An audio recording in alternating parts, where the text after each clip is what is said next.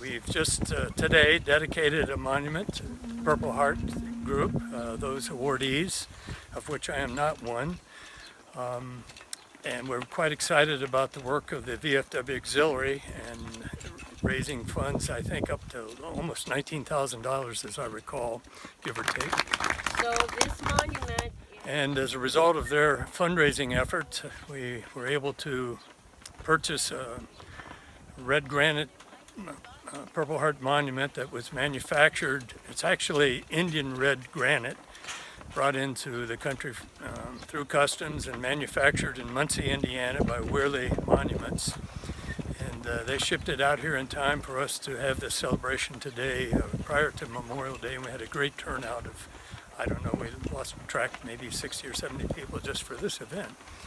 I'm quite pleased with everybody's participation and appreciate those who have helped us get the word out with regard to what's going on here at the cemetery. We've done bake sales, we've done garage sales, we did the Monolani Christmas tree, raised money, and a few donations. We went in front of the county council and they gave us a little bit of money, but we had to raise in total right under $19,000. And so we're just very glad that this is dedicated to Lance Corporal Christopher Camaro. His parents, Norma and Carlos, are Gold Star parents, and they're part of our auxiliary. Anniversary of George Washington's birth, that the Chief of Staff of the Army, then General Douglas MacArthur, in 1932, ordered the recreation of the Purple Heart Medal. And as it is in the current form, has been ever since it was recreated. It was originally given out as a badge of military merit. And they included being wounded as a meritorious act. But they could award the Purple Heart for other actions. And that practice continued up until the summer of 1942, at the time that President Roosevelt decreed that the award would then and thereafter be made only for wounds or the cause of death in combat.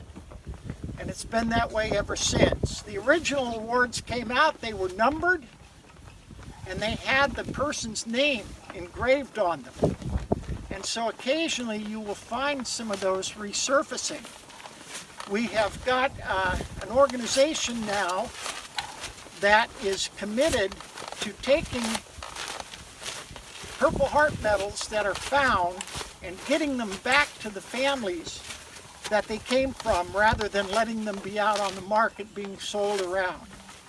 And we're very grateful to the people who are doing that. We had the vision of getting these monuments on all of the islands.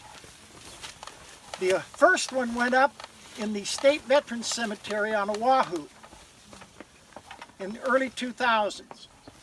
And then we got one over on Maui. And then a couple of years ago, we got one over in Cemetery number 2. And we are very, very grateful to you folks over here in West Hawaii to be able to extend the monument's presence to our West Hawaii veterans. It might as well be another island for all the distance involved. And so we're glad to have it here. We're glad to have all of you who have turned out. If any of you are related directly to a Purple Heart recipient, you can join our organization as associate members. We would love to have you.